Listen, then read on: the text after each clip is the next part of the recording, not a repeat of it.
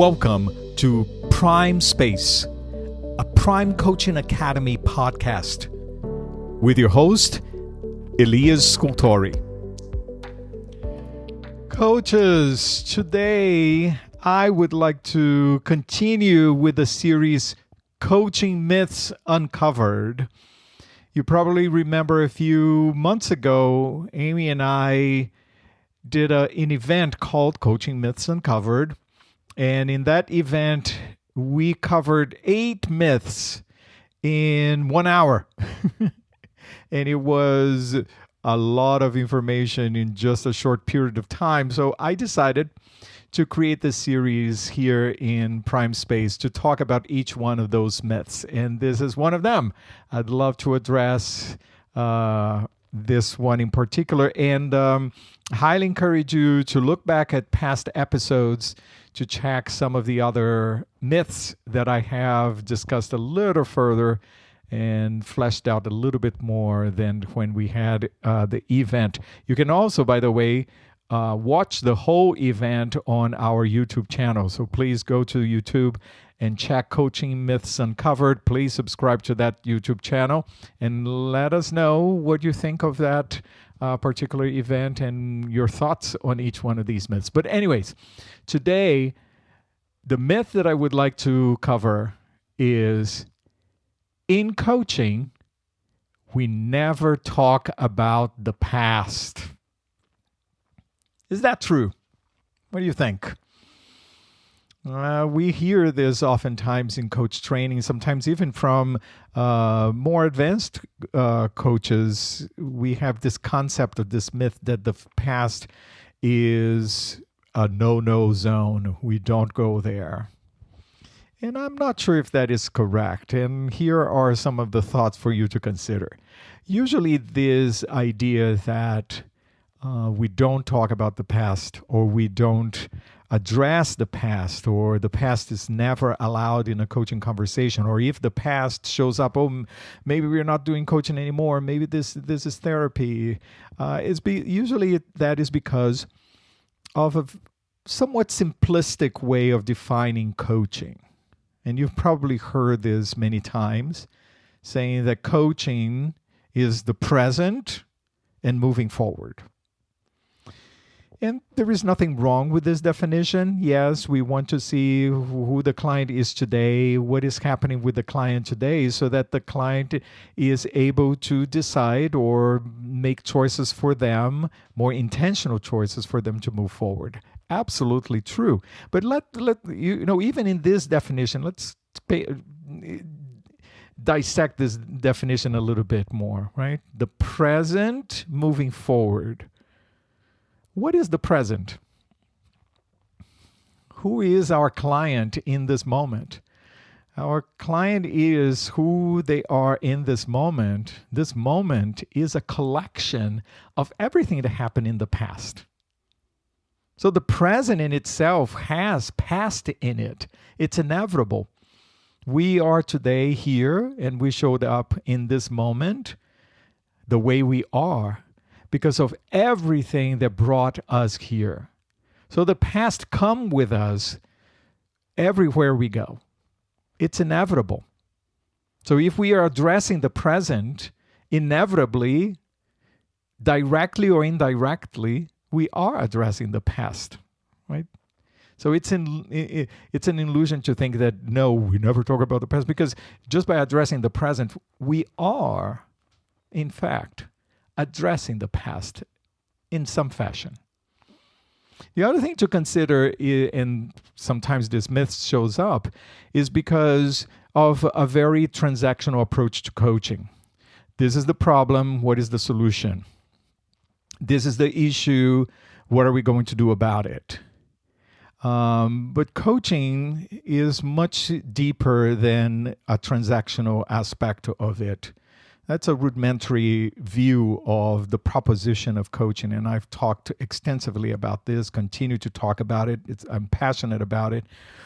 Coaching is developmental. We are there to support the client in broadening their awareness of who they are today, how they are interacting with their situation, So they are more equipped to design a way on how they want to proceed. It's about broadening awareness. It's about deepening the client's understanding of who they are, how they are situating themselves with the issues or what life brings to them. That is what coaching is about, is the client opening their horizon and seeing themselves more broadly and growing from understanding more of what is truly happening, bringing more conscious and awareness of the present so that they can move forward. Right? Who am I? How did I get here? What are my values? What makes me respond to these situations in this particular fashion? What makes this more important than that? This is what coaching is all about. And this is a very holistic process. We can't look at just a situation here and solving the problem, because then we are not coaching the person, we are coaching a situation. And that is so circumstantial because the situation may change, but the person is going to be the same. And if the intrinsic forces have not been addressed, the client is going to have similar situations and similar difficulties moving forward. That's why we address the whole of the individual, because everything that shows up in a person, humans are complex, and everything is interconnected. There is a web of things bringing that individual to respond and to be in that present moment in that particular fashion. So emotions, limiting beliefs, assumptions, creativity, intuition, ways that the client perceives the world, aspirations, values, past experiences, all of this contributes to this level of deep exploration with the client. So the past is part of it. It's just yet another item. We perceive that sometimes when we talk about that no coaching we don't go there, it's because we are perceiving the past as problematic, that the past is problematic. Well, if I look at my past, I would say that 99% of my past was good. And I hope that yours was too. We had problems, we had issues, we had difficult periods of our lives, but there were many wonderful things that we are blessed that we were blessed to have, and that's why we're here. So there is this perception that the past is problematic. It's a very unilateral way of looking at it. The past can be rich, and the past can be very informative. The past can be a valuable resource for the client. The client may look at the past and say, oh, this wasn't an issue back then. What happened there? So why is it an issue now? What can I learn from my past experience that will inform me today?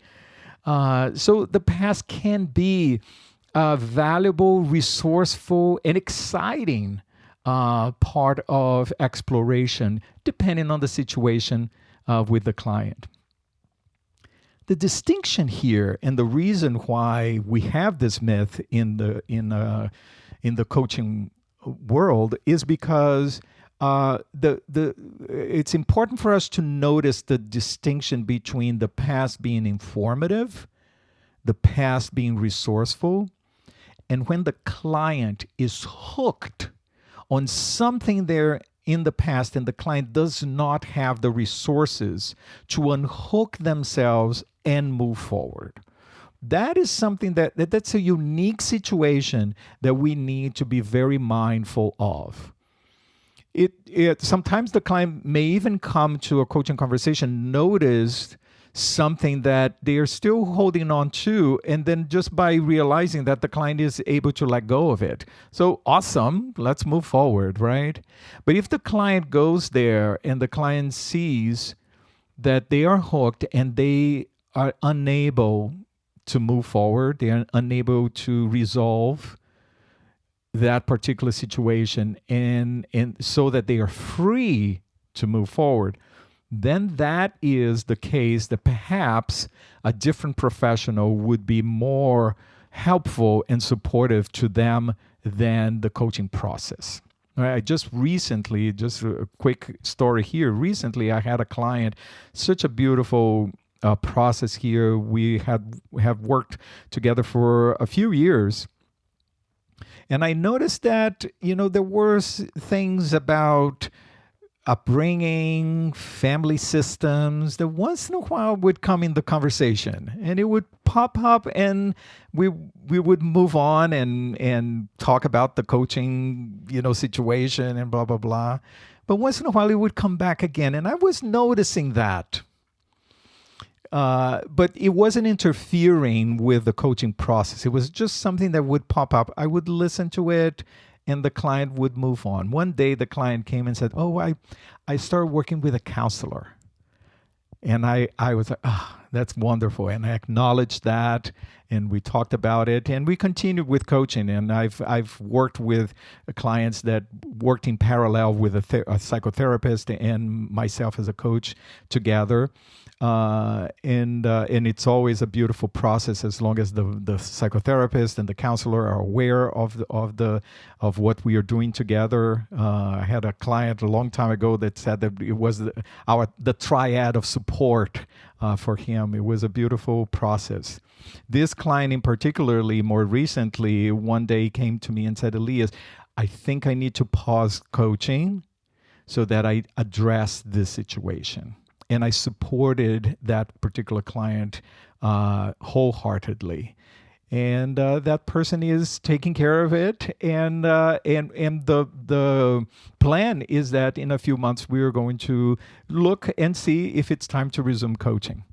And this is beautiful, right? It's the development of the person. This particular client had an awareness, and they were able to go into that decision for themselves. And in fact, the coaching process supported them in making that particular decision. So this is when we need to be mindful of when the nature of the past, when the past shows up, how the past is showing up. And if we notice that the client is hooked on something and doesn't have the resources to free themselves from that and move forward, perhaps it's time to make an observation. I noticed this is showing up, and it seems to be a little bit beyond the scope of coaching. What are your thoughts on this? Let the client just notice it and bring it to the client, because then the client is able, give the client the chance to make a decision, right? Who would be able to better help you in this situation, right? Give the client that opportunity to do that. One thing that is very important for us to keep in mind is that we are not skilled unless you have the skill, unless you are a counselor or a psychotherapist. We as coaches alone, we don't have the skills to diagnose anyone, and it's not for us to do that. We raise the issue, and we say we raise the awareness that it seems that this is beyond the coaching scope. Who can help you here? What are the possibilities here? What would you like to address? And support the client in making the best decision for themselves. Okay? So I would encourage you, don't be afraid of any of the parts of our clients, including the past. There are so many resources and possibilities right there with the client. In all of these aspects, in everything that the client brings to the table, and who the client is in their totality. And be excited about it. Pay attention to the distinction. If that little point of being hooked it shows up, support the client, be curious about it, and invite the client into a decision for themselves in that particular situation. Okay? I hope this is helpful. Play with it. I'm always asking you to experiment and play with these concepts, because this is so valuable, and that's how we learn and how we grow as coaches. Don't forget to subscribe to our podcast. Don't forget to send us a little review. It's always so wonderful to have a review. We haven't had a review in a while, so I would love to have a review in our podcast.